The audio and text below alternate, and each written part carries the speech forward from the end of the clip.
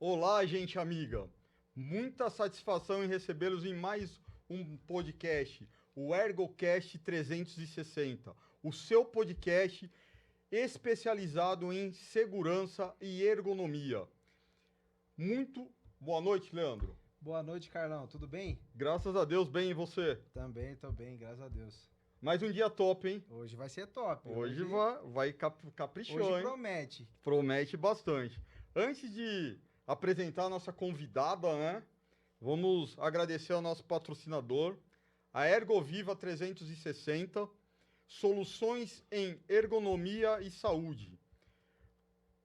Nós temos o site ergoviva360.com.br, ali tem toda a relação dos serviços que prestamos, né? Você pode entrar, acessa, manda a sua dúvida, né? Desde a avaliação ergonômica preliminar, análise ergonômica do trabalho, assistência em perícia, treinamentos, enfim, um mix completo de serviços voltado ao cliente corporativo. Então, se precisar de soluções em ergonomia e saúde, conte com a Ergoviva 360. Chama.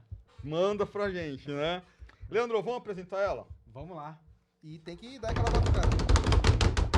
Show de Seja bola, muito já vou até a bem-vinda. caneta aqui, ó. Vamos lá. A nossa convidada de hoje é uma pessoa mega especial, já está aparecendo na tela. Adriane Piegaia, seja muito bem-vinda. Bem-vinda. Adriane é gerente de RH, psicóloga, não é o Marçal, mas é a coach, Vai. voluntária no Ministério de Inclusão da Igreja Lagoinha de Jundiaí, Bom. mãe, amante do desenvolvimento humano e faltou só colocar uma coisa, apaixonada pelo Cássio. É, isso não pode faltar. É o marido, Esse pô, aí. faltou por o marido é o meu aqui, patrocinador. Muito pô. bom. Adriane, muito bem-vinda. Muito obrigado por aceitar o convite, viu, Adriane? Bem-vinda, Adriane. Eu que agradeço, gente, é um prazer. Prazer todo nosso te receber aqui. Isso aí, hoje tenho certeza que o conteúdo vai ser muito bom. Você tem muita coisa pra compartilhar com a gente e vamos lá. Tô aqui, tô doido pra aprender e perguntar também. Bora. Vamos lá? Adriane, você comentou aqui em off que fazem 18 anos que você trabalha com RH, Isso. né? Com RH há 18 anos.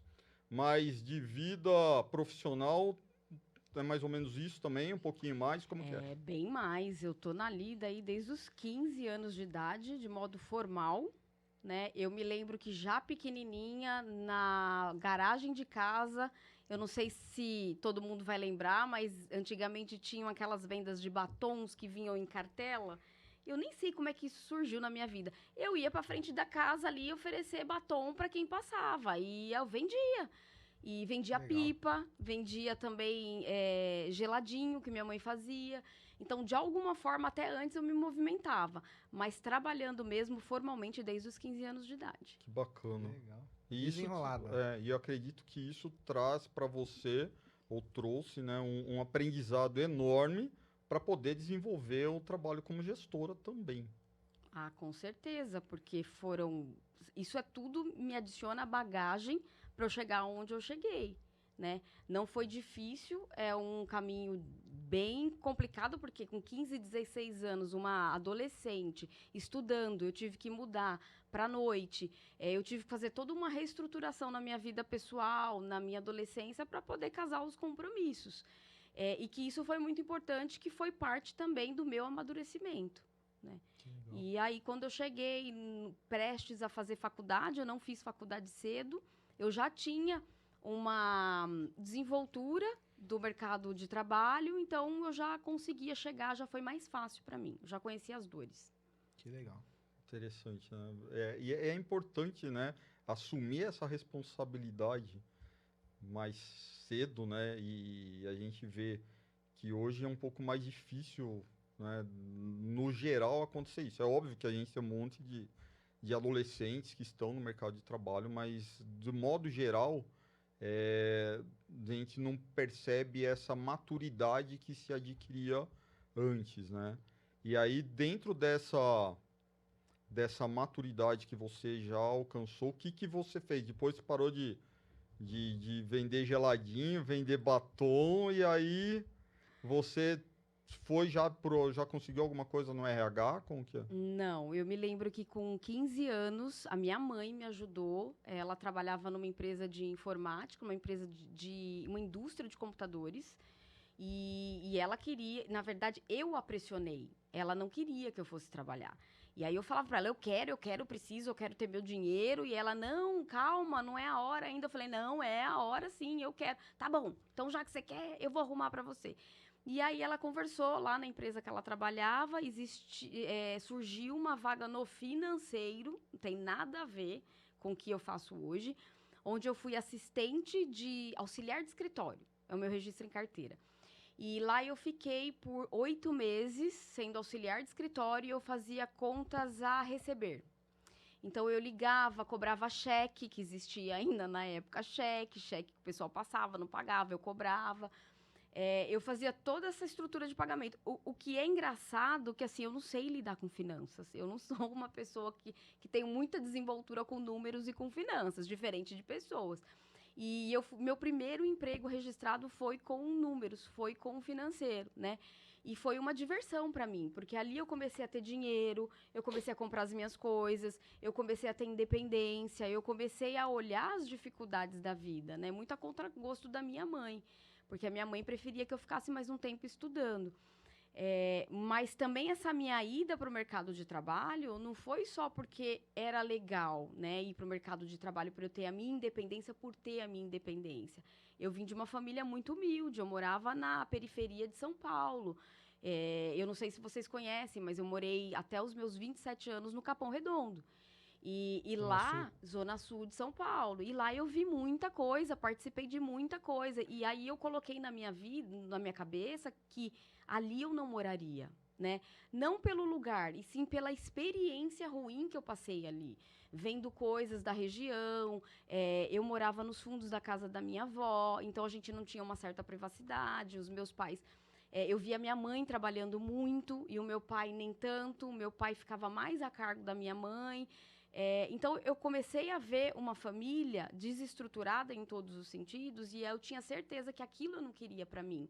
E a única ferramenta que eu tinha de não viver, de não passar aquilo que eu estava passando, era trabalhar. Porque era o que eu tinha de informação. Você quer ter alguma coisa? Você quer sair daqui? Você precisa ter dinheiro. E para ter dinheiro, você precisa trabalhar. E aí eu fui, trabalhei 8 meses, a empresa faliu. A minha mãe trabalhava lá. Mas não tem nada a ver com isso aí que você trabalha com número, não, né? Não valeu por mim. Boa. Não valeu por mim, não.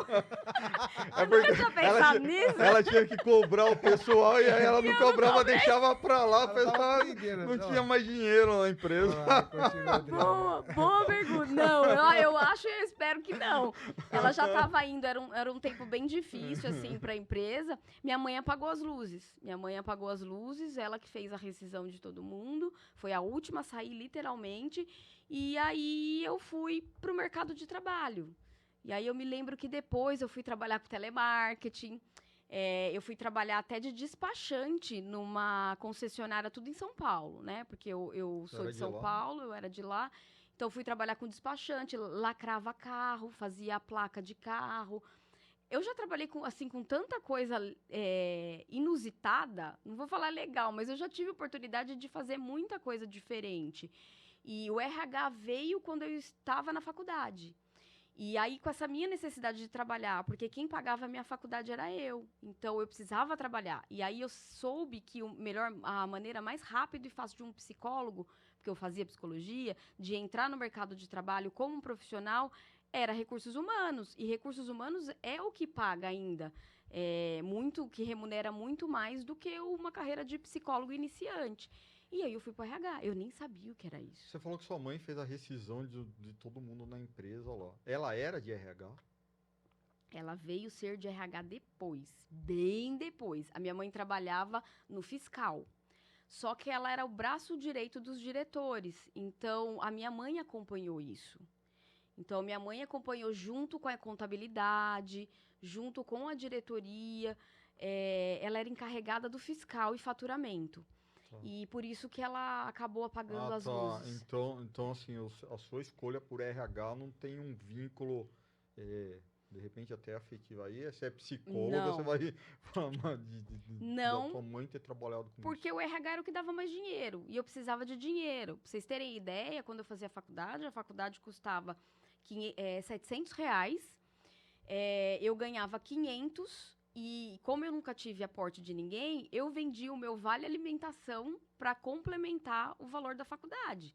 E aí eu pagava. E assim foi até o final, claro. Eu tive ajuda do meu namorado, que é o meu marido hoje na época. Ele, por isso que eu falo que ele é meu patrocinador.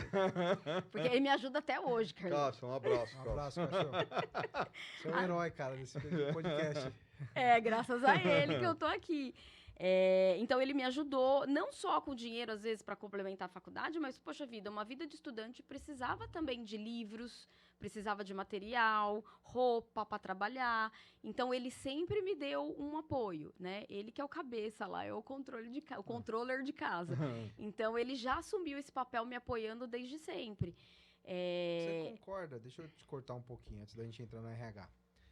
Que assim, essa questão que desde o começo você batalhou, você foi atrás, você foi meio que cavando o teu tesouro ali, né? Você vai lá e todo dia mudando, você já foi vendo o que dava mais dinheiro, onde você poderia já empreender, você ia ganhar mais, que você ia se desenvolver e tudo mais, e você foi trilhando esse caminho. Você concorda que essas experiências que você tiveram quando você era criança, que você via ali, aquela realidade que você não queria pra você, te deu mais força para batalhar e buscar aquilo que você queria, que você almejava, porque é interessante você ver pessoas, hoje em dia a gente vai entrar daqui a pouco no assunto que eu sei que você tem bastante propriedade para falar dessa geração Z e tudo mais que a gente tem hoje, que muitas vezes a gente deixa de lado as coisas de buscar aquilo que a gente quer por causa da facilidade, né? A gente estava até conversando isso fora do podcast, assim, no dia a dia a gente fala assim, por exemplo, que nem o iFood, né? Você quer comer alguma coisa, você entra no aplicativo, busca o que você quer comer lá, é doce, é salgado, é frio, é cozido. Então, você vai lá, coloca, ele vai chegar na tua casa. Antes, né, na época da minha avó, da minha mãe lá, tinha que ir lá no terreiro, pegar o ovo da galinha, arrumar a farinha, não sei o que, mexer, fazer o bolo, fazer o pão e tudo mais. Então as pessoas corriam mais atrás do que queriam, mesmo que fossem coisas assim, até pro prazer delas, ainda mais quando era conquistar alguma coisa que você conquistou. Então você concorda que você ter passado todas essas experiências quando criança te fez correr mais atrás daquilo que você queria, ou não? Você acha que você já estava predestinada a trabalhar um dia com RH? Isso é uma pergunta importante. Hoje eu penso assim. Na época, não. Na época eu sobrevivia. Eu precisava arrumar um jeito. Podia. Porque eu precisava sobreviver. Hoje, eu olhando para trás, eu olho o quanto isso foi essencial para eu chegar onde eu cheguei. O quanto isso me fez, me deu a maturidade. Só que assim, eu passei muita dor de lá para cá. A vida não foi fácil. Contando assim rapidinho, é até legal de dizer, nossa, até, né? Mas não foi. Eu passei por cada perrengue de andar mais de 40 minutos a pé para não gastar passe, que na época era passe.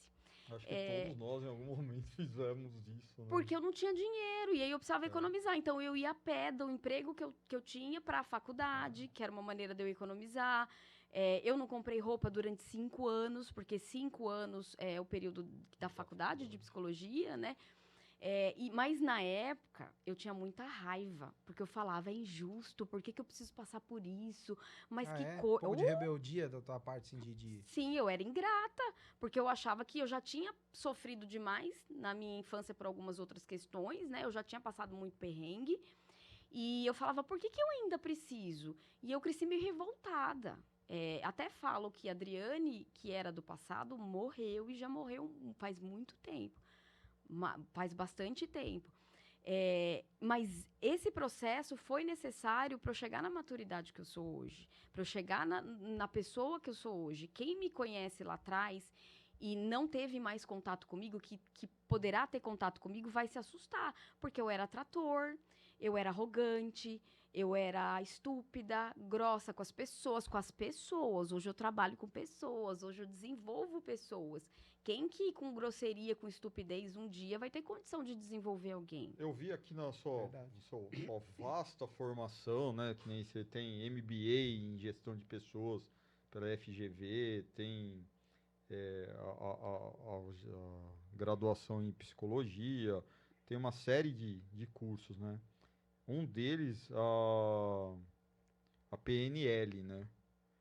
Você acha que em algum momento, eu acho muito legal essa questão, né, da neurolinguística, tudo, e me corrija se eu estiver equivocado, né?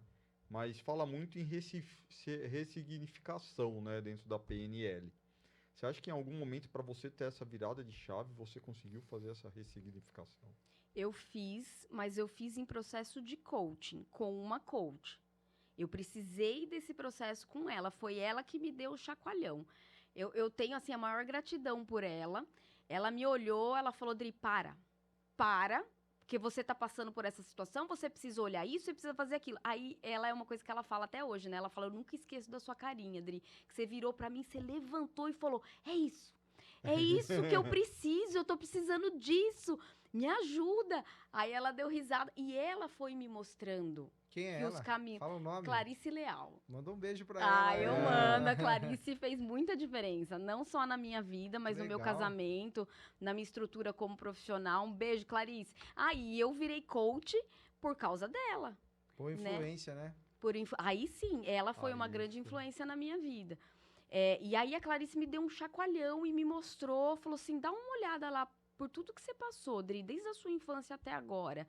Fez ou não fez você se tornar a pessoa que você é hoje? Eu falei, nossa, eu não tinha pensado nisso. Por isso que você contando, aí eu comecei a ligar aqui, dei uma olhada nos cursos, falei, meu, tem que ter alguma coisa. E ela usou em mim Tem. técnica de PNL. Tem que Depois ter eu fui fazer o alguma curso por coisa. causa dela. Que aí eu entendi que realmente vale a pena.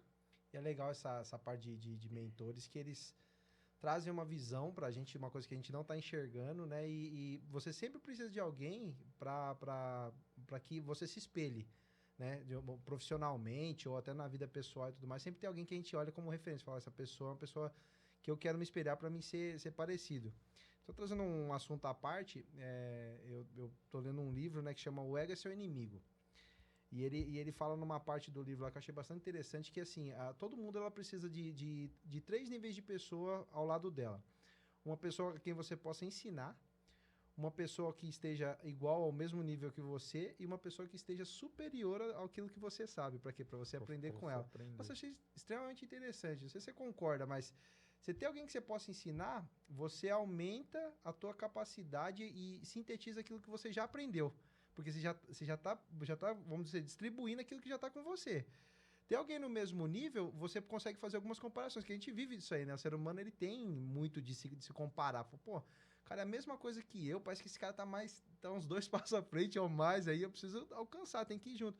E tem aquele outro que você olha e fala, ó, eu quero chegar naquela posição, né? Eu quero ser igual esse cara aí.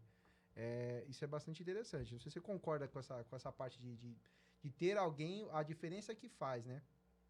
Tem muito aquela coisa que se dizem da questão do psicólogo também na vida da pessoa, né? A psicologia, ela te tira bloqueios que você tem com coisas, às vezes é fútil, mas você não consegue tratar sozinho. Você precisa sempre de alguém pra... Eu falo que terapia todo mundo tem que fazer. Verdade. Todo mundo tinha que ter condição de fazer terapia, porque de médico e louco todo mundo tem um pouco, eu falo. E aí, pra tratar essas loucuras aí... Freud já falava, né? Ou é neurótico, é psicótico. É verdade. Então... Mas eu concordo. Eu concordo e foi uma coisa que direcionou minha vida inteira sem eu saber. Eu não sabia dessas partes técnicas. O que acontecia quando eu era criança? Eu tinha uma exigência minha de aprendizado. Eu sempre gostei de aprender, embora eu tenha um déficit de aprendizagem. É muito louco, assim. E eu sempre gostei de aprender e eu sempre gostei de estar com pessoas melhores do que eu. Então, pelo ritmo de vida que eu tinha, as pessoas que estavam do meu lado, eu olhava assim e falava, quem que pode me agregar? E eu não via interesse nas pessoas que não me agregavam. E aí eu olhava para as pessoas que estavam no nível acima, tudo isso sem saber a técnica. Adolescente, criança, eu falava, não, eu vou me espelhar, eu quero ser. E assim... Graças a Deus é engraçado, né? Hoje, se eu olhar para aquelas pessoas que eram as minhas referências, eu tô um passo muito mais à frente do que elas chegaram na vida. E aí, o que acontece? Eu fui sempre mirando pessoas em nível maiores, né? Então, eu concordo com isso, eu acho que é fundamental, e quando a gente ensina, a gente aprende. Às vezes, não. Eu acredito muito que no ensinamento, o ensinar para alguém tem a contrapartida muito maior. Na verdade, quando a gente vai ensinar alguém, quem está ganhando é você. Nem sempre é o outro. Você que está ensinando é o que ganha mais. Eu sempre digo no negócio, algo parecido com isso quando eu vou dar aula. Eu falo pro pessoal, assim, é um prazer para eu poder estar dando uma aula, por exemplo, porque eu tenho condição, se tem 20 alunos, eu tenho condição de aprender com 20, né? Vocês, né, por azar, eu ainda brinco quando eu falo, azar de vocês vão ter uma pessoa aqui para, né, e eu não estou ensinando, estou mediando, sou mediador do que eu tenho que passar. Porque, na verdade, a gente aprende no coletivo e a gente vai trocar e a gente vai o tempo todo, nós vamos aprendendo um com o outro, né? E aí, nessa questão de ensinar, você nunca pensou em dar aula na faculdade? Ai, já me falaram isso, mas não rola. Com a agenda que eu tenho, com a demanda que eu tenho, eu não pensei em dar aula. Eu pensei um dia em dar aula como uma técnica para eu adquirir manejo para virar palestrante, que é o meu novo projeto. Mas assim, num curso de pós, alguma coisa assim, não tem jeito. E essa questão de palestrante a gente vai falar já já. Porque isso daí é bem interessante, a Adriane está se especializando e aí a gente vai querer saber mais dessa história aí. E tem uma coisa interessante que parece que a gente, talvez você não tenha percebido isso ainda, mas, ou tenha, é uma coisa que está bem nítido pra gente que começamos a conversar agora, que tem na tua vida uma jornada do herói, né? Você começou lá embaixo, lá no vendendo o batom na rua. Daí você foi subindo, aí você conseguiu um trabalho numa empresa, que daquela empresa ali você se espelhou ali, ficou por um tempo ali, depois você já foi para outra, e trabalhou num monte de coisa. E hoje você trabalha com uma equipe já ensinando pessoas, recrutando, arrumando aquelas, vamos dizer, acertando o que a empresa precisa, que é o quê? O maior bem que a empresa tem são as pessoas ali, né, que fazem o negócio acontecer. Então já tem uma jornada do herói por aí. Eu acho que é muita coisa para ensinar, já tem bagagem. Eu tenho certeza que você ensina as pessoas que trabalham pares, então perto de você. Eu ia falar isso. Porque toda essa minha bagagem, não só de bagagem profissional, mas pessoal, eu tenho usado muito. Com os meus processos de mentoria. Porque hoje eu dou mentoria, principalmente para liderança. E sempre chega alguém, é engraçado, assim, sempre chega alguém com alguma questão que foi difícil para mim lá no passado. É mentoria de liderança? Qualquer um. Ontem eu fiz uma mentoria por um telefone. Na verdade, uma consultoria de Jundiaí me procurou para eu apoiar eles num projeto novo, que eles estão fazendo um trabalho focado para recursos humanos. E eles me têm como referência em recursos humanos em Jundiaí, porque eu já fui presidente de um grupo de recursos humanos em Jundiaí. Então, pessoal, tá vendo aí? Ó, ela é mentora. Os contatos dela das redes sociais vão estar aí. Vocês precisando de mentoria, chama, que essa parte de mentoria empresarial para líderes e pessoas que trabalham em áreas que são relacionadas, ela tá aqui para ajudar e ela pode colaborar com muito aí. A gente sabe que a bagagem é boa, hein? Vamos lá. E aí a pessoa me contactou, falou assim, Dri, é você, eu preciso entrar nos grupos de RH da região e tal. Vou passar minha analista que está cuidando do projeto para falar com você. Eu falei, ótimo. Ela me ligou ontem. E aí ela falou, o Léo falou que eu podia falar com você e tal. E aí eu escutei, eu virei para ela e falei assim, viu, me conta um pouquinho da sua estrutura dentro da empresa. Não tem nada a ver com o que ela veio me buscar. Me conta um pouquinho da sua estrutura, né? Me fala exatamente o que você faz, o que você trabalha, quantas pessoas fazem parte da equipe, quem tá acima de você, quem tá abaixo. Tal. E ela foi me falando meio que sem entender o porquê que eu tava perguntando. E aí eu falei, tá, agora você me conta o seu projeto. Eu quero buscar o pessoal de RH, porque eu quero fornecer consultoria e tal. Eu falei, quem é o seu cliente? Grandes empresas. Eu falei, o que é grandes empresas? Grandes empresas pra gente eu falei, se é número de pessoas, é uma multinacional que tem vários países, mas pode ser um número pequeno. Não, tem que ser número grande de pessoas. Falei, pode ser uma empresa familiar? Ela falou, pode. Eu falei, tá bom. Aí eu fiquei pensando naquela estrutura, eu falei assim, com quem que você pretende, assim, dentro dessas empresas, quem que é o teu cliente? É o RH. Aí eu olhei para ela assim, eu falei assim, viu, eu não quero te desanimar, mas quem paga a conta quem vai aprovar isso não é o RH, é o executivo. Se você for direto no RH, você corre o risco de ter uma negativa. Aí ela fez assim, é por isso que eu estou recebendo negativa. Acabei de receber um e-mail da menina de RH dizendo, não preciso, muito obrigado, porque a gente já tem por aqui. Eu falei, então.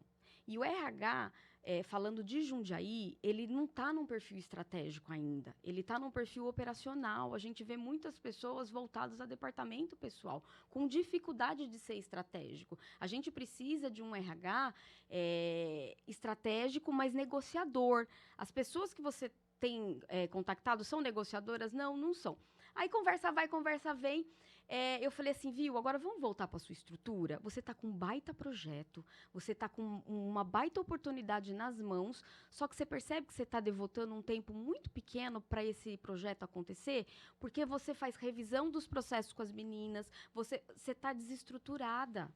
Aí ela olhou, eu brinquei com ela, eu vi que ela estava desconfortável, eu falei, eu acho que eu piorei, né? Você só queria saber se eu poderia te colocar nos grupos, né? Mas você entende que o que você está fazendo é muito mais amplo? E aí, conversa vai, conversa vem, eu deixei a menina totalmente confusa. É claro que no final eu fechei isso para ela. Eu falei, você precisa adotar uma postura de vendedora. Aí você passou o contato de uma psicóloga clínica para começar a fazer terapia. Né? Não, aí no final, vai vendo. No final, ela parou, olhou para mim e falou assim, posso te falar uma coisa pessoal? Eu falei assim, pode. Ela falou, eu tenho 25 anos de idade, eu sou novinha, como que eu poderia passar credibilidade para as pessoas, né? Aí eu fiz assim, eu dei risada, eu tirei o meu óculos, que eu tava de óculos, né? Eu tirei o meu óculos. Eu falei, é uma excelente pergunta. Aí eu falei, olha para mim, eu tenho mais de 40 anos de idade? Você acha que eu tenho mais de 40 anos de idade? Ela falou, não. Eu falei, vou te contar, eu tenho 1,55 m. Eu tenho 41 anos de idade. Você acha que você me olhando assim, eu passaria alguma credibilidade para algum executivo? Aí ela deu risada. Eu falei, por que eu tô te falando isso? Porque eu, no começo da minha carreira, passei pelo mesmo problema. E aí veio a virada de chave. Foi aí que eu fui falando. E quando eu percebi, eu já estava mentorando essa menina. E tudo que eu passei, aí vem aquilo que a gente falou, né? Tudo aquilo que eu passei, eu pude devolver para ela. Numa forma de uma conversa descontraída, eu pude mostrar para ela que o negócio dela é muito mais profundo e muito mais bonito do que ela estava me apresentando. É um baita de um projeto. E eu acabei direcionando ela, tanto na carreira quanto na vida pessoal. Legal. Então, eu acho que é um pouco do que eu pude contribuir, sabe? Não cobrei nada. A maioria das pessoas que chegam para mim, geralmente, eu não olho para esse lado rentável, né? Porque eu tenho o prazer de falar que eu já passei por aquela dor. Que eu já sofri aquilo e eu superei. E eu posso ajudar. Adriane, e aí, deixa eu perguntar para ti o seguinte. Você comentou, com isso você teve N experiências diferentes que te fizeram chegar até gestora de RH, né? Esse complexo de informações de diferentes empresas que você passou como gestora de RH, com experiência internacional, que nem você comentou já no seu currículo, né, para você reportou Argentina, Paraguai, Estados Unidos. Então você tem passaporte pesado. Um passaporte pesado, né? Você acha que isso te ajuda muito a trabalhar em conjunto na empresa para desenvolver uma cultura de segurança? Porque o nosso público, a grande maioria, pessoal, são profissionais da área de segurança do trabalho, profissionais da área de ergonomia, né? O podcast é focado nesse público. Mas é óbvio que a gente não vai ficar, né, só vinculado nesse nicho, porque a gente sabe que, por exemplo, que ergonomia e segurança do trabalho agrega todas as outras áreas, inclusive recursos humanos. Quando não é o recursos humanos que agrega ergonomia e segurança do trabalho, né? Então, para você desenvolver a cultura de segurança, essas multi-experiências que você tem ajuda muito. E como que é esse desenvolvimento de cultura de segurança dentro da empresa? Boa pergunta, é complexa essa resposta.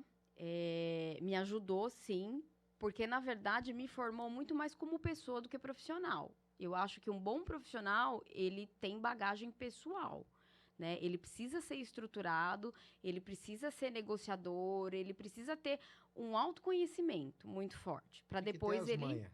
Tem que ter, exatamente, tem que ter as manhas. E sim, me ajuda. Eu fui gestora de recursos humanos, né? E gestora de segurança do trabalho, sempre. Todas as Legal. empresas que eu entrei como gerente de RH, eu tinha segurança do trabalho embaixo de RH. Hoje eu estou numa posição diferente. Eu falo que hoje eu estou no céu. Porque eu tenho uma super líder lá na empresa que eu estou hoje, que ela é responsável por segurança do trabalho e é uma área à parte. Ela não está debaixo do guarda-chuva de RH, até por conta da complexidade do tema, né? E por eu ter tido essa experiência, e falando em cultura, cultura é cultura de qualquer coisa. Cultura é pessoas, é comportamento, são atitudes.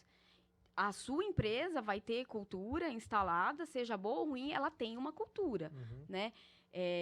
A gente vê culturas por aí de empresas resistentes com segurança do trabalho. Pessoas que... Eu escutava muito isso. Mas foi sempre assim. Eu sempre fiz assim, nunca deu problema. Mas o chefe anterior aqui, ele aprovava isso e vamos tocar. Isso é uma cultura, né? E aí, como faz para mudar essa cultura e colocar mais próximo daquilo que a gente espera? Eu costumo dizer que qualquer mudança comportamental, mudança de cultura, tem um segredinho aí envolvido, que eu acho que a maioria das pessoas não perceberam ainda. Não... solta o ouro. Essa é a primeira dica de ouro, A né? dica de Dica ouro, de ouro. caneta e papel na mão, delas, vamos anotar. Eu vou anotar, fala. Que, Dica de inclusive, ouro. eu já falei no caso da menina que eu atendi ontem. Gente, a liderança é quem bate o martelo, é quem assume. Se a liderança não cumprir, eu tô falando de liderança alta gestão, tá? O CEO, ou o gerente da planta, ou o diretor, não sei, a figura que tá lá no topo da pirâmide. Se ele não compra, se ele não é o primeiro a atuar, a entrar no comportamento, na cultura, não tem ninguém, não tem RH, não tem segurança do trabalho que faça isso. Não adianta a segurança do trabalho e RH fazer um baita trabalho, fazer uma pesquisa, ir lá a campo e tal, se o topo da pirâmide ali não apoia, né? Então, por isso que eu falo que o RH hoje, as pessoas em geral, elas precisam exercitar o seu lado negociador. O seu lado humano, o seu lado de ter as manhas, para conseguir aquilo que precisa. Não é nem aquilo que quer, é aquilo que precisa, né? Não deixar a emoção tomar conta, porque às vezes você pode encontrar um desafio aí de um próprio gestor que está abaixo desse topo da pirâmide, de falar, não é assim, aqui na minha área é assim.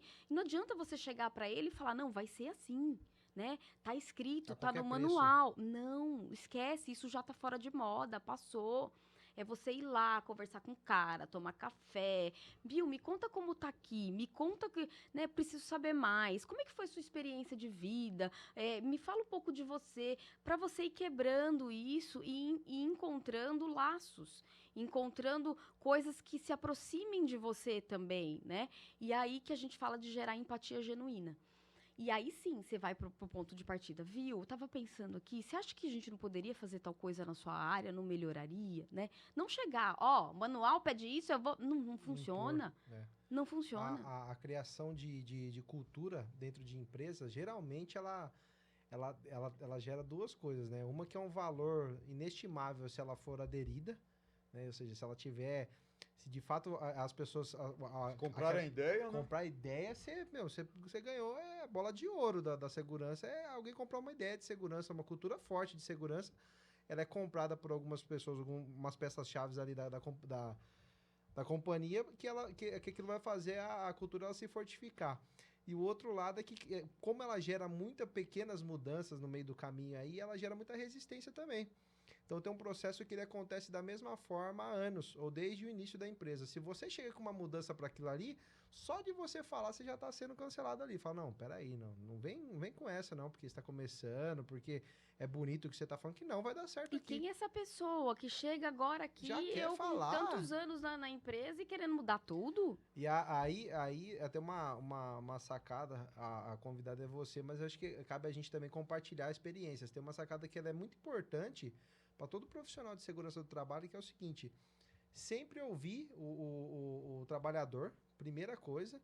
E outra, usar do recurso que você tem. Porque ali naquele grupo, né, sempre tem alguém que ele é predominante naquele grupo ali. Então, se você se apadrinhar com essa pessoa e conseguir que ele compre a tua ideia primeiro, vai ficar mais fácil, as coisas vão ficar mais fluídas. Por quê? Porque ele dá a voz ali. Isso. Às vezes ele chega num lugar, às vezes a gente chega com uma ideia, por exemplo, você vai falar com uma pessoa que as pessoas tendem a ser resistentes com ela, ninguém vai aceitar. Agora fala com o chefe do negócio, ele fala com o cabeça, aquele cara que dá a voz ali no setor. Provavelmente, se ele comprar, o negócio vai ter fluidez. E se não comprar também, a cultura ela é formada ao dia após dia, né?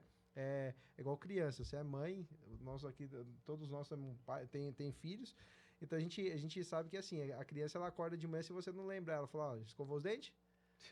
Ela fala assim, não, esqueci. Então, isso é uma cultura. Aí, com o tempo, você vai falando por alguns anos ali, todos os dias, vai chegar um tempo, ela fala assim, agora eu lembro, acordei e já fui lá escovar os dentes. Então, isso é uma cultura que ela é formada. Então, ela precisa de todo dia uma pecinha diferente ali pra ela ir se formando. E pessoas certas, né? Que nem Ou você de falou. manhã ou escovar o dente depois do almoço. Né? Ou não escova, né? Deixa o dente ser escovado, senão gasta. Economiza pasta. Economiza pasta. É que a piada a gente sabe. Mas é comportamento. Comportamento humano, ele precisa de tempo para ser adquirido uma nova habilidade. A gente está falando de adquirir uma nova habilidade. E aí leva tempo e repetição. A gente precisa ali de alguns meses e algumas repetições para que um novo comportamento se instale, né? E tem que ter muita paciência. Eu costumo dizer que todo mundo quer mudar, mas ninguém quer pagar o preço. Ninguém quer pagar o preço. Todo Será mundo que quer não mudança, quer mas ninguém quer mudar, Então, entendeu? mas será que mudança, né? Todo mundo quer ir pro céu, mas ninguém quer morrer. A conversa é essa, né? Não, e também ninguém quer fazer por onde, né? Fala, não, eu quero ir pro céu, mas não quero morrer. Eu quero mas viver mais um pouco. Não, mas me deu um gatilho assim, ó, que é a mudança, mas que é que nem atividade física, né? A pessoa quer estar bem fisicamente, com o corpo em ordem e tal, mas sair da zona de conforto e ali treinar, ali ralar para conseguir aquele objetivo, eu não tô afim, né? Então, quebrar essa zona de conforto e a pessoa assumir que ela tem que dar um passo diferente do que ela está acostumada, né? Ou tem que acelerar mais o passo para ganhar um condicionamento, tem que mudar alguma coisa dentro da empresa, eu acho que quebrar o paradigma é difícil. Né? Mas você sabe que tem uma explicação biológica para isso, né? Por que a gente anda tanto na zona de conforto? O nosso cérebro, ele foi feito para atuar mais rapidamente. Eu adoro usar esse exemplo, sabe o Up? O Up Turbo, que é com motor bem pequenininho, ele precisa ter mais eficiência e por ele ser pequeno, ele tem um turbo que é mais rápido, eu costumo dizer que e economiza energia, né? Economiza combustível. O nosso cérebro, ele costuma ser igual, ele é igual. Ele precisa economizar energia para ele ser mais atuante, para ele ser assertivo. Então, ele começa a nos preparar, nos dar ferramentas fáceis. Não, as pessoas costumam dizer que o cérebro é preguiçoso. Não é que o cérebro seja preguiçoso, ele precisa ser eficiente. E para ser eficiente, ele traça um caminho. Encurta caminhos. Ele encurta caminho, porque ele precisa te dar resposta rápida. E aí, o sair da zona de conforto é falar para esse cérebro, ok, eu entendo, mas eu quero mais. E você começar a abrir para aprendizagem, criar novas sinapses, criar uma plasticidade maior e adquirir um novo comportamento. Aí tem que tem que forçar, porque senão não sai. Que foi o que eu fiz a vida inteira. Tava bom eu ficar lá com meu pai e com a minha mãe, mas eu não queria. Uhum. E o que eu precisava? Eu precisava pagar o preço. Então, eu tive que sair de casa, chegar tarde da escola, adolescente, uma menina pequenininha, que eu sempre tive cara de mais nova do que da idade que eu tenho, né? Então, eu sempre corri um risco. Eu voltava de madrugada, no Capão Redondo, já fui assaltada, a mão armada, por motoqueiros quase em frente da minha casa. Esse tá um corte top. Começo do podcast. Eu fui assaltado, mas meu Deus, que isso? É boa. Olha lá, prepara o corte, hein? Aqui uma pergunta, né? Você acha que é mais caro a empresa recrutar alguém, por exemplo, de um cargo de liderança, ou alta liderança, que seja o CEO da empresa ali, é mais caro ela manter esse cara que não tem cultura ali, ou essa pessoa que não tem cultura, pode ser uma mulher também, a gente vê um monte de CEO hoje em dia já, mulher. essa pessoa que não tem uma cultura de segurança, ela é mais cara do que você recrutar um outro CEO, por exemplo, uma outra alta liderança? Porque tem dois lados dessa moeda, não é? Às vezes a pessoa é muito boa, ela é muito eficiente naquilo que faz, naquela parte de gestão. Mas se falta esse passo importantíssimo da segurança, como é que é? Como que você divide isso aí? Colocar na balança. Pô, esse cara não é bom de segurança, será que vale a pena colocar nesse cargo-chave? E aí, deixa eu já terminar, que ela já responde as duas. A outra, pensando nessa questão de segurança, de ergonomia, né? Quanto que vale a pena, né? Hoje a gente vive na era da terceirização, da quarteirização, né? Quanto que vale a pena ter terceirizados numa cultura, numa empresa que tem uma cultura diferente daquela raiz ali que vai trabalhar, para você conseguir embutir essa cultura para esse pessoal que é terceirizado? Se eu não responder, você faz de novo a pergunta? A pessoa que às vezes desfoca. Não, vamos lá. Mas vamos lá. Respondendo a sua pergunta, eu vou um pouquinho mais longe, um pouquinho mais fundo, né? Eu, como desenvolvedora de pessoas, eu tenho que olhar outras coisas antes de falar, vamos mandar embora, vamos cortar. Eu sou em favor de recuperar a pessoa, vamos dizer assim, né? Então, eu olharia para esse gestor, para esse cabeça, e entenderia o potencial dele e o meu potencial. O quanto eu, como dona do negócio, como a pessoa que aporta, enfim, tenho de potencial, tenho de capacidade de recuperar essa pessoa, né? Eu acho que todo mundo é possível de se trabalhar na recuperação. Só que você tem que ter a ferramenta certa, você tem que ter o jeito certo, né? Então, vou olhar para aquela pessoa, vamos ver, vamos entender, será que ele tem informação suficiente para atuar do jeito que ele está ou para mudar? Será que eu também estou fazendo a minha lição de casa como dona do negócio, de expor para ele o que eu quero, o que eu estou esperando, o que eu acho que é bom para a companhia? Expectativa, né, do que você tem no trabalho dele. Porque a gente vê hoje em dia que as pessoas criam diversas expectativas e esquecem de passar para o outro. Ou até passa, mas não de uma maneira assertiva. E aí o outro faz aquilo que ele entendeu. E aí depois leva a carcada. Pô, mas eu falei. Mas será que falou mesmo? Será que você falou o que precisava? Claro? Será que não faltou... você entendeu o que eu quero? Você consegue me entregar isso? Então, eu sou um pouquinho a favor dessa recuperação, vamos dizer assim, né? De investir um tempo para poder desenvolver essa pessoa.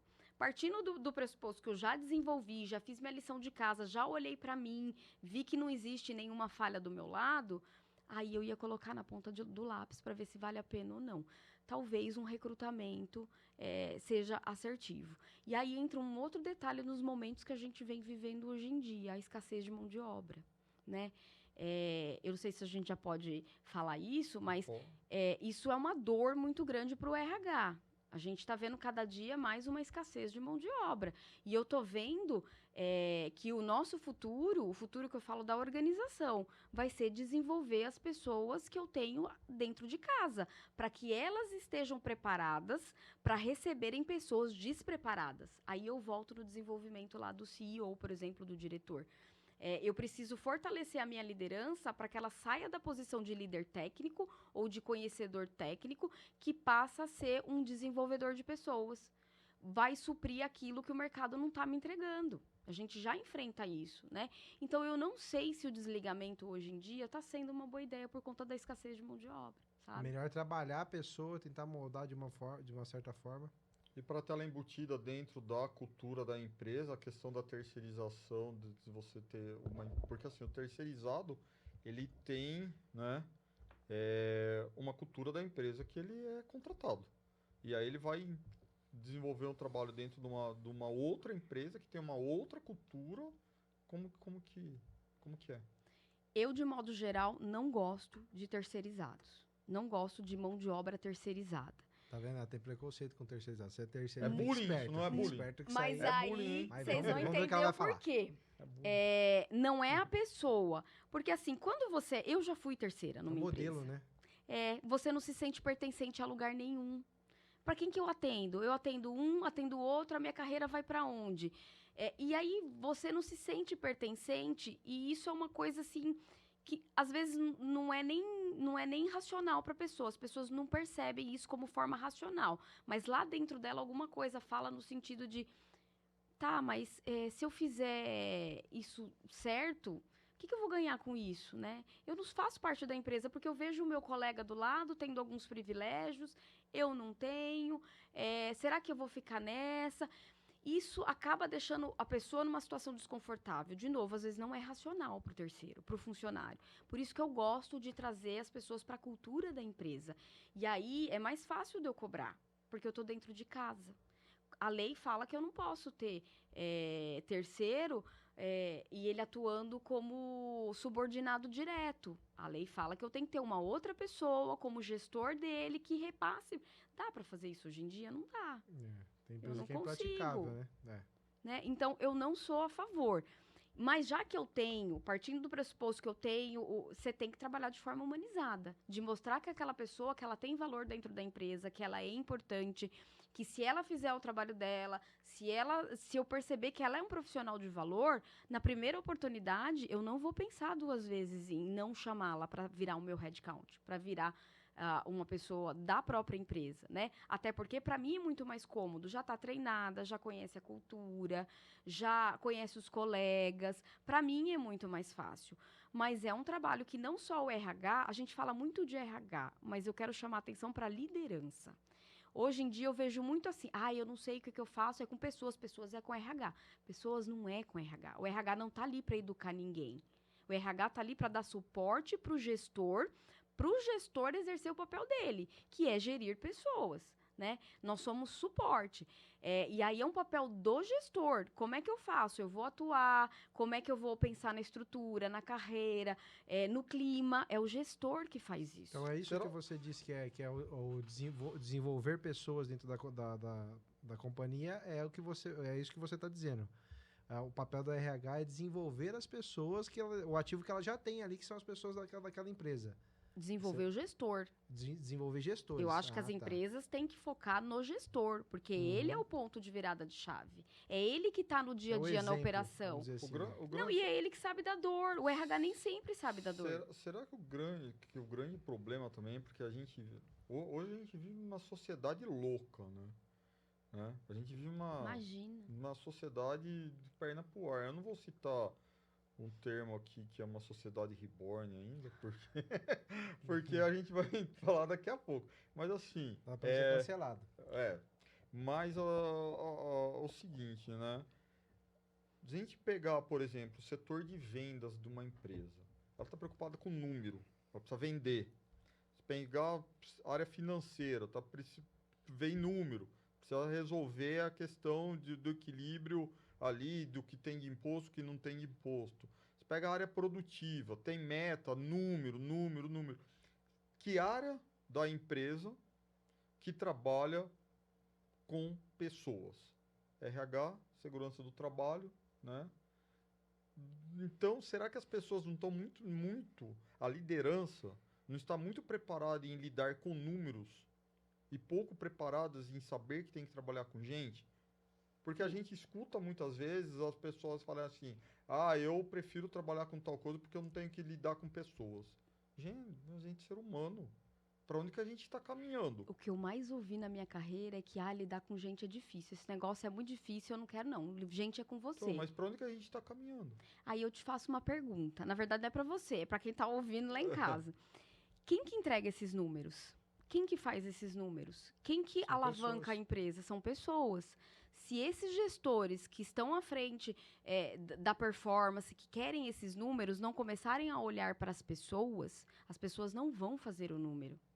Não vão entregar o que eles esperam. Por isso que tem que ter uma mudança de mentalidade. O gestor tem que se olhar como um gestor desenvolvedor, um gestor coach. Né? A gente fala muito de gestão coach e é isso mesmo. É chegar para um funcionário, porque quando você vira líder, eu costumo dizer assim, acabou, filho, você esquece tudo que você faz na vida de questões técnicas. Você agora vai começar a fechar ponto, vai ouvir que o seu funcionário está se separando, que o filho da sua funcionária está doente, que vai precisar se afastar. E aí eles me olham assim, Depois passa um tempo, Adriane, eu não sabia que era isso. Você me falou e eu não acreditava. Falei, é isso, filho. Você vai lidar com pessoas, você não vai mais lidar com os números. Tem que saber também a posição que ele está assumindo, né? Aquilo que você falou da clareza, que eu também acho extremamente importante. Tudo que tem clareza traz para nós segurança. O trabalho, quando a gente vai fazer um plano de segurança para qualquer atividade, ela tem que ter clareza na atividade que vai ser executada.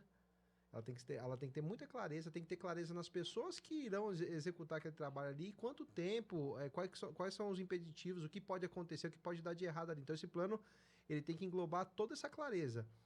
Se o gestor ele não tiver claro para ele qual é o papel dele na íntegra, ele saber que, de fato, ele não tem que cuidar do número para o número subir, sim, ele tem que cuidar das pessoas para que elas façam esse número subir, ele não entendeu o jogo, né? Vai ficar empatado naquilo ali. Posso apimentar isso aqui? Eu vou trazer um dado para vocês, um dado interessante que saiu onde foi? No jornal, acho que foi na Folha que saiu. A gente está com 29% da população em idade de trabalho analfabeta funcional. Meu Deus. E aí, 12% dos que têm ensino superior são analfabetos funcionais. E não teve nenhuma melhora nos últimos 15 anos. E aí eu começo a pensar nas minhas dores lá no RH, na minha empresa, que arremete isso que você falou. O que é o analfabeto funcional? É aquele que lê, entende dos números, sabe o que está falando, mas não processa. Ele vai ler, ele vai entender, 29% da população em idade de trabalho é considerada analfabeta. Mas tá tudo bem, é isso, tá? Não vai fazer o que a gente tá fazendo aqui. Não interpreta. Você entende? E como é que eu vou colocar uma cultura de segurança do trabalho numa população que cada vez mais está chegando com esse tipo de déficit? E se o gestor, que é o que está lá na frente de trabalho, não virar para ele e falar, olha, você tem que fazer isso, que é importante para você, e não virar para ele, você entendeu? O que eu disse? Vamos recapitular? Você sabe o que é tal coisa? Você fala, nossa, Adriane, até isso que o gestor vai ter que... E vai ser assim. E tem outra coisa que eu acho importante, a gente está caminhando já para o final, mas assim, eu sempre falo que o gestor, seja de RH, seja de... Você que é engenheiro de segurança do trabalho, é gestor da área de HSE, né? Tem que sair, levantar o bumbum da cadeira dele, sair do ar-condicionado, ir lá, ter contato com os trabalhadores nas mais variáveis, nos mais variáveis setores, para entender. A gente fala muito em ergonomia, né? Tem o que é tarefa, o que é atividade. Tarefa, aquilo, né? Que tem a descrição do cargo, e a atividade, aquilo que ele deveria fazer, mas será que ele está fazendo daquela forma? Normalmente não tem como cumprir exatamente da forma que está no procedimento, tudo certinho. E às vezes é ali que ele vai, né, fazer uma burla num procedimento que pode gerar um acidente, porque não está embutido a cultura de segurança. E muitas vezes é aquilo ali, não só porque ele quer, mas porque a necessidade, ou porque ele traz um problema, aquele negócio de passar o crachá, deixa o problema do lado de fora da catraca, não existe. Nunca existiu. Nunca existiu, né? A gente tapar o sol com a peneira. Então, ter esse contato, eu acho que essa é a grande dica de ouro da conversa de hoje, né? E de repente, para quem está acompanhando, fala assim, nossa, mas o que tem segurança do trabalho, ergonomia e ter uma gestora de recursos humanos? Tem tudo a ver. Porque o engenheiro de segurança do trabalho, o técnico de segurança do trabalho, o ergonomista, a enfermeira do trabalho tem que saber lidar com pessoas.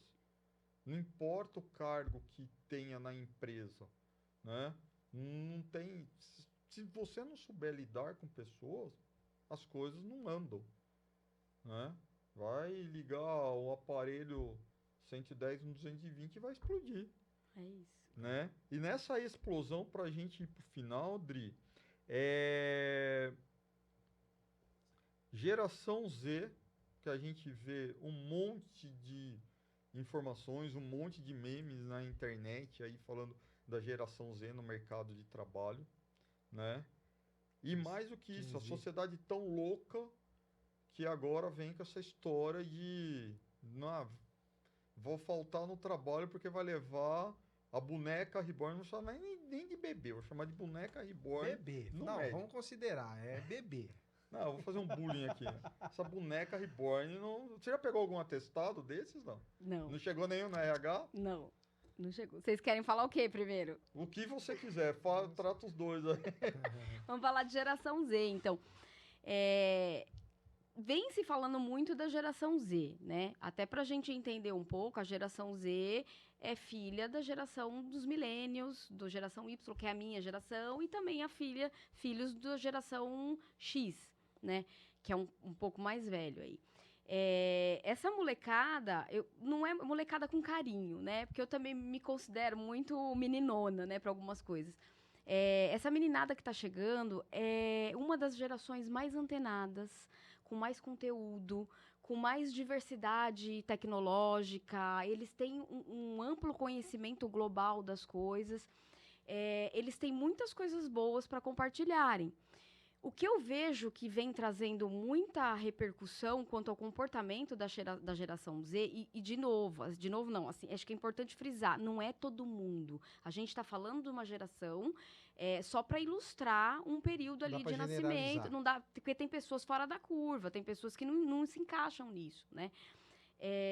Essa geração, ela foi criada pelos millennials e pela geração X, a X. Não, geração X, X, Y e veio a Z, né? Vamos entender um pouquinho o que aconteceu lá atrás com essas outras gerações, né? A gente foi geração do perrengue, é aquilo que a gente começou falando. A gente só se lascava, era coisa atrás de coisa, cada mergulho era um flash, né? Cada dia era uma coisa diferente. E o que nos fez forte? O que nos fez ser do jeito que nós somos hoje? Exatamente os perrengues que nós passamos. E aí, quando essa geração começou a ter filho, a gente olhou para esses filhos e falou assim, eu passei muito perrengue. Eu me lasquei tanto na vida que eu não quero que os meus filhos se lasquem. Eu não quero que os meus filhos sofram o que eu sofri. E aí foi o maior erro que essas crianças... que esses pais cometeram na educação dessas crianças. Foi privar de muito sacrifício, foi privar de situações difíceis. Nunca se frustrou? Nunca se frustrou, porque a gente não deixa, ainda falando que eu sou mãe de crianças novas, e teve uma coisa que é pior. Como a gente passou muito perrengue, foi muito pobre... O que vem na nossa cabeça? Eu não vou passar, eu não quero ser pobre. Eu vou trabalhar pra caramba pra ganhar dinheiro, pra dar o melhor pros meus filhos, e eu também quero o melhor, quero carro, quero não sei o quê. E o que acontece? Vamos mergulhar no trabalho e automaticamente você esquece um pouco dos filhos. Uhum. E aí, pra compensar essa ausência, eu dou viagem, eu dou colégio, eu vou sacando coisas, vou tacando coisas neles. E eu vou esquecendo do bem maior de uma família, que é a questão emocional, que é o afeto, que é a atenção das necessidades primárias. Esquecemos que a família é a nossa primeira comunidade. O ser humano, ele se instala na primeira comunidade, que é a família. E a família é base para o trabalho, é base para o social. E a gente não fez essa lição de casa. E aí essa geração Z vem perdida. Eu não acho que eles sejam o problema. Eu acho que eles estão perdidos, e tem já pesquisas falando que eles não sabem exatamente o que eles querem, eles não se sentem preparados para o mercado de trabalho. E aí vem um pouco da minha realidade, o que eu posso complementar, né? De fato. Eu, quando eu faço recrutamento e seleção, eu faço muito para perfil de aprendiz e estagiário. E nesse bate-papo que eu tenho com eles, é sempre o mesmo discurso. Porque eu estou buscando crescimento na carreira, porque eu busco sustentabilidade, porque eu busco um equilíbrio vida profissional com pessoal. Legal isso, eu também busco, né? E aí eu pergunto, o que é equilíbrio de vida profissional e pessoal para você? Eles não conseguem responder. Então, me fala um pouco do que é crescimento na carreira. O que você tem programado para a tua carreira? O que você já fez de projetos até aqui? O que você está traçando? Eles não sabem. Eu quero entrar numa empresa que eu tenha um plano de carreira, que eu possa ser gerente. Eu falei, você sabe o que é ser gerente? Aí eu brinco, falo, tem certeza? Você não tá doido, não? Ser gerente não é muito legal. E aí eles se soltam e tal, e eu vejo que não tem conteúdo na resposta. Eles estão perdidos. E eu acho que esses pais não direcionaram bem essas crianças, essa geração que está chegando. Esse trabalho cedo, né? Que a gente começou. Eu também comecei a trabalhar com 15 anos de idade. E a gente encara muita coisa mesmo. Passa um monte de perrengue, você aprende um monte de coisa na raça, né? Aquele negócio.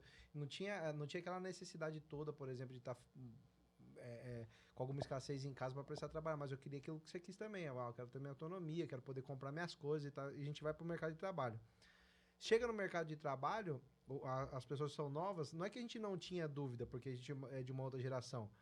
Só que as nossas dúvidas, quando a gente começou a procurar as pessoas que eram mais velhas lá naquela época no ambiente de trabalho, eu falava assim, ó, amigo, você vai ter que cavar o teu tesouro aí, cara. É assim, engole o choro e vamos embora. Não tem como ficar parado te explicando como é que é. Eu já te ensinei, o serviço é esse. Vamos fazer. Tem que executar. E assim, você vai aprendendo meio que no tranco e barranco. E isso também é se frustrar. Que é assim, se você priva de toda a frustração, a hora que ela chegar lá, que ela ouvir, por exemplo, um chefe falando um pouco mais alto, não deu a dica de ouro, né, pra pessoa que não seguir nós, que o chefe vai chamar ele na sexta-feira. É verdade. Quem não seguiu, ó, compartilha, Olha segue. essa. É verdade. Se você não seguir a gente, não der like nesse vídeo ou compartilhar com alguém, ou fizer os 3, você vai ser chamado para fazer um feedback, que seu chefe vai te chamar para dar feedback, pra ficar bonito, né? Pra te chamar a atenção. Faltando 15 minutos pra ir embora na sexta-feira. Não, 15 minutos para meio-dia, pra você ficar mais bravo, com a barriga vazia, ele só vai parar de falar 1h da tarde, ainda não vai resolver nada, vai marcar uma reunião para falar o resto. Então, assim, muitas vezes a gente não consegue receber um feedback como esse. Né? Às vezes a gente recebe alguma coisa que vem de alguém ali, você recebe aquilo como uma crítica, fala, não, tô sendo criticado aqui, as pessoas não me prestigiam. Não é isso. É que a vida é desse jeito, tem hora que você vai ter que tomar uma chicotada mesmo pra alinhar um pouco, assim, acordar e ir embora. Faz parte do crescimento, você concorda? E na crítica foi onde eu mais cresci. Eu não gostava, ficava com raiva, mas eu tinha um propósito. A gente vê que a geração Z tá chegando sem propósito, porque eles não sabem o que eles querem, porque eles têm tudo, né? Eu tinha um propósito, eu não queria trabalhar, não era nada legal, mas eu sabia que daquele jeito eu ia conquistar as minhas coisas. Esse era o meu propósito, sair da onde eu morava, ter a minha vida, mas eu não sabia se eu ia ser gestora de RH, se eu ia virar palestrante, se eu ia... eu não tinha ideia, eu não sabia nem que eu ia fazer psicologia, mas eu sabia que eu queria sair do perrengue que eu tava passando. Nosso tempo tá estourado, mas eu vou agradecer o Naubert que tá ajudando a gente aí, tá na produção. Pedir para ele mais 5 minutinhos. Queria escutar 2 coisas de você. Uma, o que é a sociedade reborn? O que é o trabalhador com essa maluquice que virou, né? No último mês, acho, essa conversa. Respeita. E- Ele não tá respeitando os reborn, gente. ó. E rápida... Hashtag reborn. Depois Então- coloca no comentário. E outra coisa, assim, ó, conta pra gente, e aí pra quem está acompanhando também, como que é essa questão das suas palestras aí, que eu sei que você tá mega preparada pra Verdade, eu tô entrar nesse- curioso. entrar nesse mercado aí. A sociedade reborn, eu acho que tá se dando mais ibope do que precisaria. Eu acho que o assunto não é para tanto. A gente vê um hobby, as pessoas têm isso como hobby, mas as pessoas de fora estão colocando muito holofote para uma coisa que não tem necessidade. A gente está olhando para uma coisa que eu acho que não completa, não agrega nada, sabe? E tudo que eu estou falando do meu ponto de vista, tudo que a gente coloca muito holofote, que a sociedade cresce, e tem uma outra coisa por trás. Eu acredito que a gente é manipulado. Tem a massa precisa ser manipulada para algumas Com coisas. certeza. O que estão tentando tirar a gente do foco? Né? Se a gente for olhar para pensar Política. a nossa economia, agora o escândalo do INSS, por que estão Aumento focando de num... IOF de novo. Então, ontem eu recebi a listinha lá, eu falei, poxa vida, mas tudo bem. Então, eu acho que é muito mais para chamar a atenção para um tópico que não tem nada a ver. Pelo nosso cérebro estar acostumado com coisas mais fáceis, a gente vai focar. Pão e circo. É isso, entendeu? Vamos lá, mostra uma festinha aí que vai ficar legal. Vamos parar assim, de ó, dar holofote. de verdade, Carol, eu sei que você é a favor do Bebê Reborn. Ó, eu sou Eu vou hashtag Bebê Meu, Reborn, pode colocar aí no Eu vou comentário. montar, Mas isso vou sempre montar uma existiu. turma de ginástica laboral para beber reborn. Eu te falo, nós aqui, eu e a... Você é um pouco mais novo que a gente. Eu e a Adriane, Adriane. nós somos mais ou menos da mesma idade ali. Uhum. Eu lembro que na nossa época era a Barbie. Sempre existiu. A época Então, na época, você dos brincava meus com a pais, Barbie. eu brincava demais.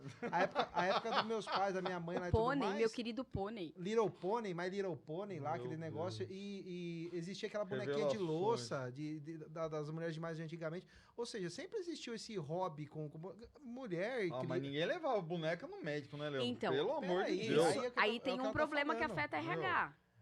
É energia, né? Você Vai começa a dar trazer muito atestado, ibope. vai trazer porque- atestado que faltou no Não. trabalho. Na nossa época não tinha televisão, não tinha rede social que isso ia para Meu pro mundo Deus do inteiro. céu. Hoje tem, por isso que chegou no alcance que chegou. Agora tem uma coisa séria, que aí sim, chegou atestado para mim de bebê reborn, alguma coisa assim lá. Primeira coisa, gente, vamos olhar pela legislação. A legislação fala o quê? Para eu abonar o dia da trabalhadora ou do trabalhador, precisa ser um atestado válido. Eu vou olhar qual é a entidade que atendeu. Tem validade? Tem um CRM? Ok, se não tem, não vou, é falta. Tá, o cara está forçando muito essa do bebê reborn. Deixa eu te fazer uma pergunta polêmica Não, aqui. deixa ela falar da palestra. Não, só mais uma pergunta polêmica. Você está falando de atestado. E se a pessoa que ela trabalha dentro de uma companhia, ela chega com um atestado, por exemplo, uma declaração de horas, porque ela foi levar o pet dela no veterinário. Isso é válido perante a nossa legislação hoje? Então, tem CRM? Perdeu um dia, por exemplo. Tem o CRM. Tem CRM? Tem isso, tá CRMV. Então, do veterinário. se tá aí, tem que receber. Tem que receber. A gente Eu tem, não sabia na verdade, essa discussão precisa ser melhor Discutida. aprofundada, Aham. porque é uma coisa que é muito polêmico. novo, é polêmico, e eu vou te falar, eu não tenho total certeza, tá? Teria que ver com o jurídico. Não, bem? mas nem os. Aí eu vou fazer um comentário que eu escutei de um colega médico do trabalho. Ele é médico do trabalho, a gente teve a oportunidade de estudar junto e tal. Ele comentou o seguinte: nem o atestado médico você não precisa receber. Você pode contestar. Então, aí vai muito de empresa para empresa. Eu acredito. Posso estar falando besteira. Se alguém souber, coloca aí nos comentários. Não, e outra E se você também, é pai ou mãe de pet, pode colocar no comentário. Ai, Aí coloca o meu nome do Deus. seu pet no comentário. falando dos reborn, tem uma outra questão, né? Quando nasce um filho de um funcionário, ele precisa entregar a certidão de nascimento para compor lá os benefícios, tudo. Aí aparece uma mãe falando que tá levando o filho. Já é estranho. Esse filho é real? Existe? Esse atestado médico tem veracidade? Tem validade? Então, aí vai para o âmbito jurídico, a empresa pode contestar. Mas é difícil contestar. E a palestra? Fala. Pra gente fechar aqui. A palestra é o seguinte, eu comecei a entrar nisso recentemente, né? Eu tenho algumas palestras prontas que falam mais de relacionamento pessoal, que tá voltada a tudo quanto é tipo de área, seja organizacional, seja a área da psicologia, enfim. Não é uma coisa que está amadurecida ainda. É um pouco tímido esse projeto e eu decidi fazer porque eu tenho como sonho a mudança de vida das pessoas, né? E eu acredito muito que essa mudança ela pode acontecer quando você muda comportamento, quando você muda padrão, muda a visão do outro, né? Então, por isso que eu comecei com esse projeto de palestra, porque eu falo, eu tenho tanta coisa para falar, eu tenho tanta coisa que eu já vivi, que eu não posso ficar comigo, eu tenho que compartilhar. E aí cai naquilo que a gente começou a falar, né? De espalhar, de compartilhar, de ensinar. E claro que nesse movimento eu aprendo também. Então, sim, Carlão, estamos aí com um projeto novo de palestra que eu espero que encaixar isso no meu tempo, que já é bem apertado. Legal. E se Deus quiser, vai ser um sucesso, tenho certeza Você disso. fala em algum lugar de forma gratuita, por exemplo, YouTube, no seu Instagram, tem algum lugar que você fala já? Não, porque eu comecei projeto muito pra tímido. Tem. É que eu tava falando pro Carlão, eu Legal. queria uma assessoria, entendeu? Porque não dá, com o tempo de mãe que eu tenho. Eu tô com 2 lá em casa com pneumonia. Aí, olha, a coisa tá puxada. Então, eu tenho que me dividir entre CLT, mãe, esposa, eu também tenho as minhas demandas e palestra. Então, eu tô procurando uma assessoria para rede social, para que eles possam, essa assessoria possa me apoiar. Legal. Porque eu acho que é importante. É aí que eu começo a divulgar um pouco mais o meu trabalho. Em breve teremos Top. novidades, então, do Adriano. Sim, Deus Se quiser. Em Então nome tá de ótimo. Jesus. Amém. Leandro, Cara, demais. Eu gostei demais da conversa, Que Adriana. bom. Foi muito bom, assim, na verdade, eu subestimava um pouco esse assunto, que eu não sabia onde a gente ia encaixar a segurança do trabalho aqui. Tem que ser realista, não é? Mas assim, eu vi que totalmente, o assunto tem tudo a ver, a gente linkou bem aí, eu tô bem contente. Parabéns aí pela Que tua bom. bagagem. E essa palavra que você leva, a forma que você ensina, eu tenho certeza que você vai ter muito sucesso com outras mulheres também, que o próximo podcast que você vir, que é o próximo, você já tem que trazer uma caixinha de bombom, tá? O segundo Tá. já traz uma caixa de bombom. A terceira pede música? A terceira pede música no Fantástico. Eu tenho certeza que já vai ter um monte de mulher que já vai ter sido impactada com o seu trabalho também, que tem muita bagagem aí pra transparecer. É isso aí, né, Carlão? É isso aí, Leandro. Obrigado, Adriane, mais uma Obrigada, vez. Muito feliz com a tua presença Obrigada. aqui. Muito obrigado para você que está acompanhando o podcast, né? Se não se inscreveu, se inscreve aí, compartilhe, deixe seu like, deixe seu comentário, é bastante importante esse feedback, né? Para que a gente possa melhoria contínua, né, Adriane? É. Né? E o negócio é, eu falei lá da hora do almoço, se você deixar o like e se inscrever, pode esquecer que o chefe não vai parar vocês perto da hora do almoço pra conversar, ficar uma hora falando, beleza? Você vai almoçar tranquilo. Fechou, Obrigada, Leandro? Fechou. gente. Valeu. Muito obrigada. Obrigado. Até a próxima. Obrigado, É. Dri. Imagina. Valeu, pessoal. Valeu, Leandro. Obrigada. Falou, gente. Fica com Deus. Até a próxima. Até a próxima. Tchau. Tchau, tchau.